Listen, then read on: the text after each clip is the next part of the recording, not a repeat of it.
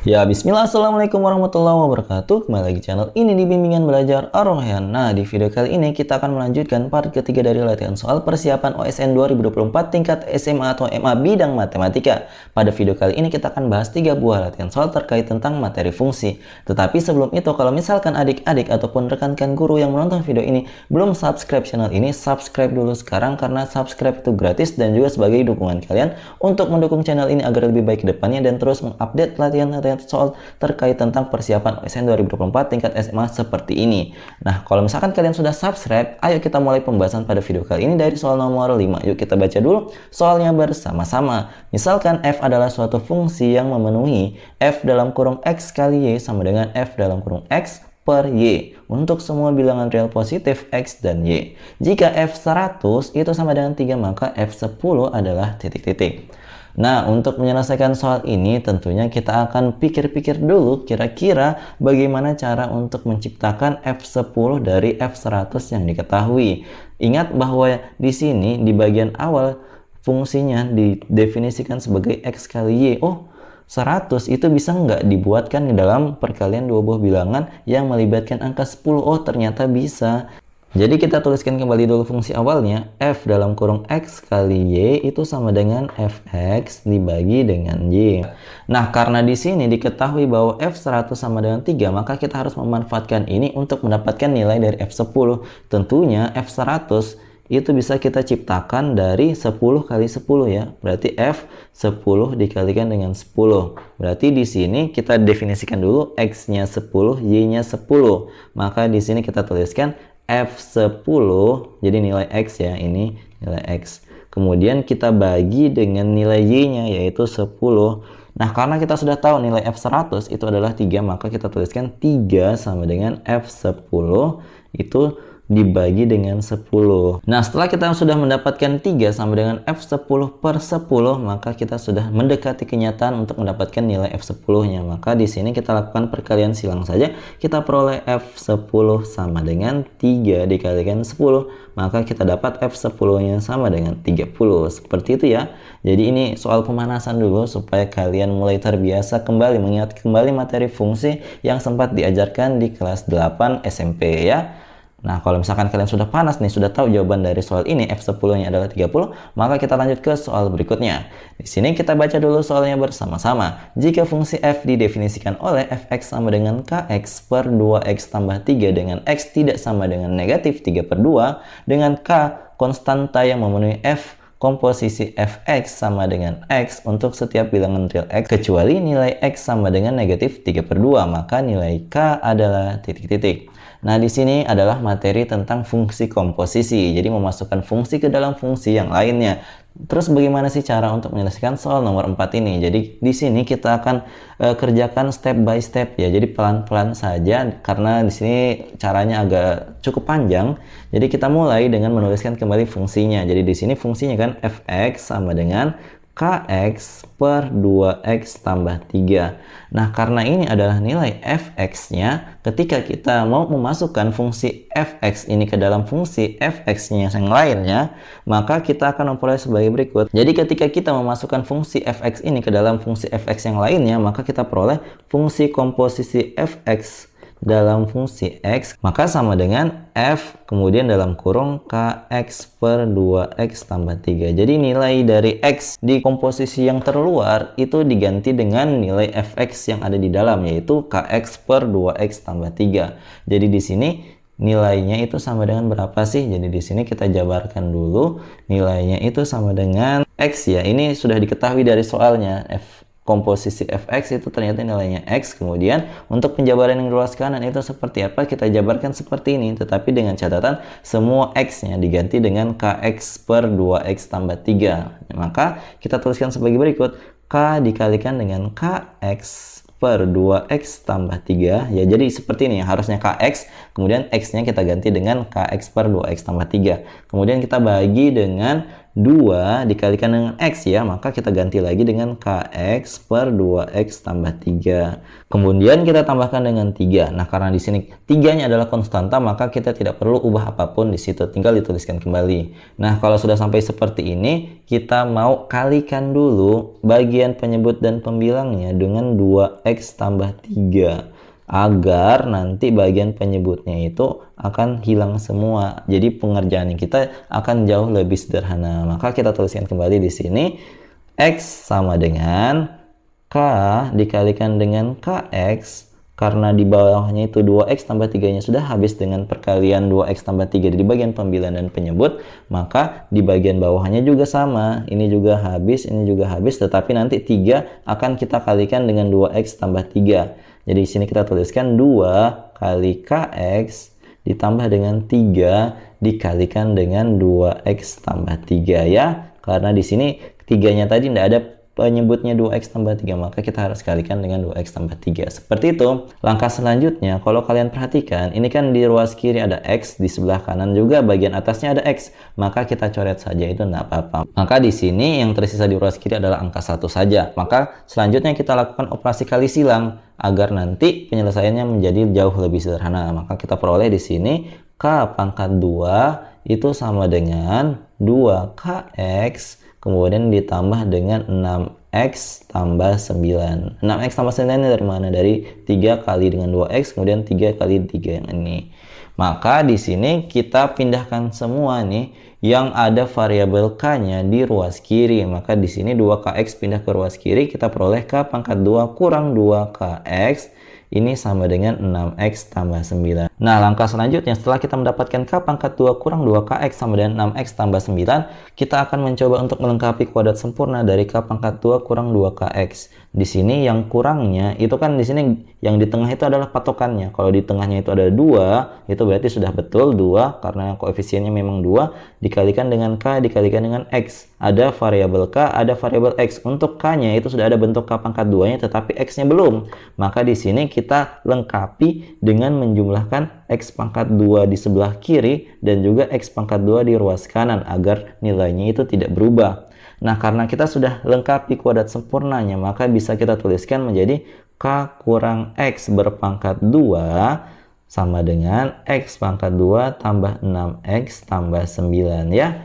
Kemudian apa yang harus kita lakukan? Yang di sebelah kanan ternyata bisa kita bentuk dalam kuadrat sempurna juga. Maka di sini kita tuliskan ulang K kurang X yang berpangkat 2 sama dengan dalam kurung X tambah 3. Karena itu bentuk kuadrat sempurna dari X tambah 3 yang berpangkat 2. Nah, langkah selanjutnya, karena lawan dari pangkat 2 itu adalah akar, maka kita hilangkan pangkat 2 di ruas kiri dengan catatan di ruas kanan kita akarkan secara keseluruhan. Jadi X tambah 3 yang berpangkat 2 kita akarkan secara keseluruhan. Tetapi ingat, kalau kita akarkan seperti ini, jangan lupa letakkan plus minus di bagian depannya karena ada dua kemungkinan, itu hasilnya positif ataupun yang negatif.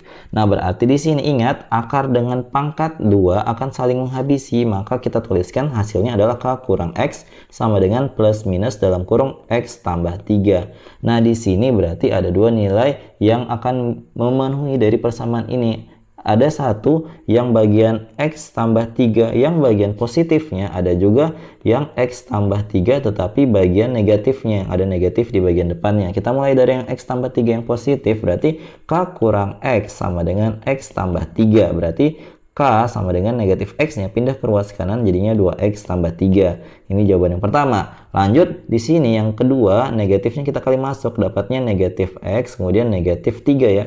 Di sini sama dengan K kurang X.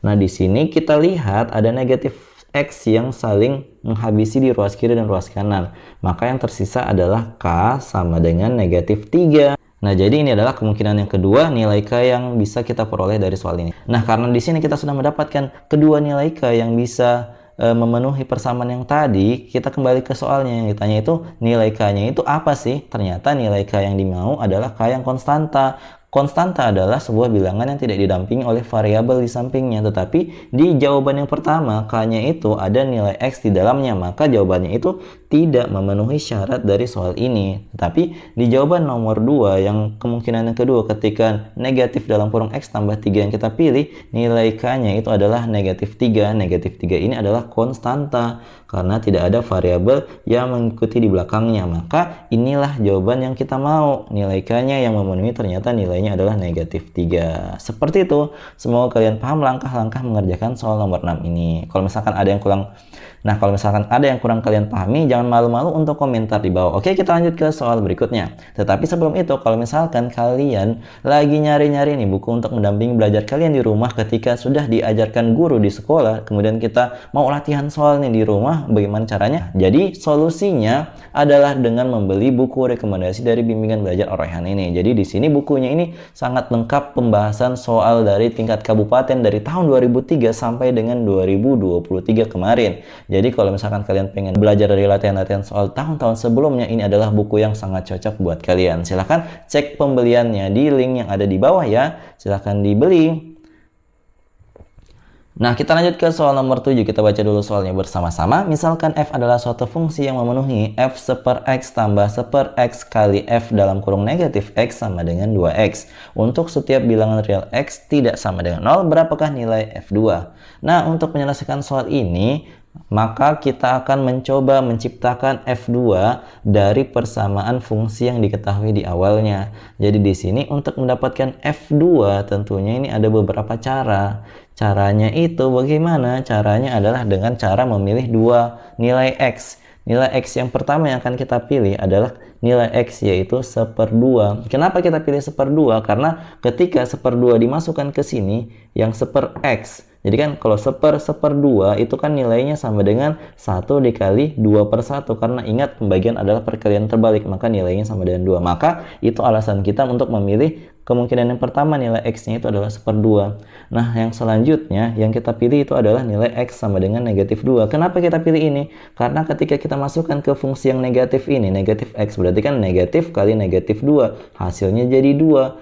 Nah, inilah yang menyebabkan kita memilih x yang kedua, yaitu negatif 2. Maka di sini kita substitusikan saja ke dalam fungsinya tersebut. Kita peroleh f dalam kurung 1 per seperdua tambah 1 per seperdua dikalikan dengan f dalam kurung negatif 1 per seperdua sama dengan 2 kali seperdua. Berarti di sini kita tuliskan f2 berdasarkan penjelasan yang tadi sebelumnya ditambah dengan 2 dikali f negatif seperdua itu sama dengan ininya saling menghabisi sama dengan 1. Ini adalah persamaan 1. Nah, selanjutnya untuk nilai x yang kedua kita substitusikan lagi sama seperti tadi, kita peroleh f dalam kurung 1 per negatif 2 ditambah dengan 1 per negatif 2 kemudian dikalikan dengan f dalam kurung negatif kali negatif 2, maka dapatnya f2 sama dengan 2 dikali negatif 2. Nah, di sini kita kalikan dulu yang di ruas kanan, kita peroleh negatif 4. Berarti yang di sini f dalam kurung negatif seperdua ditambah atau dikurang. Tentunya positif kali negatif hasilnya negatif, maka kita tuliskan negatif seperdua kali f2. Ini ada dua persamaan yang bisa kita dapatkan dari mensubstitusi dua nilai x yang memungkinkan. Nah, langkah selanjutnya kita substitusi nilai salah satunya ke dalam persamaan yang satunya lagi. Yang mana yang kita mau substitusi? Yang kita mau substitusi, kita substitusi dari persamaan yang kedua ke persamaan 1. Nah, caranya bagaimana? Caranya adalah dengan perhatikan.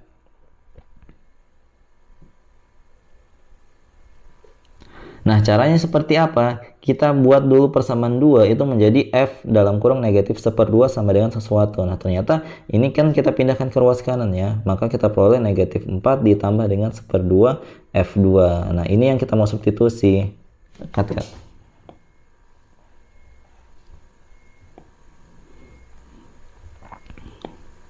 Nah, setelah kita mendapatkan f dalam kurung negatif seperdua kurang seperdua f2 sama dengan negatif 4, kita pindahkan ke ruas kanan yang ini agar nanti kita bisa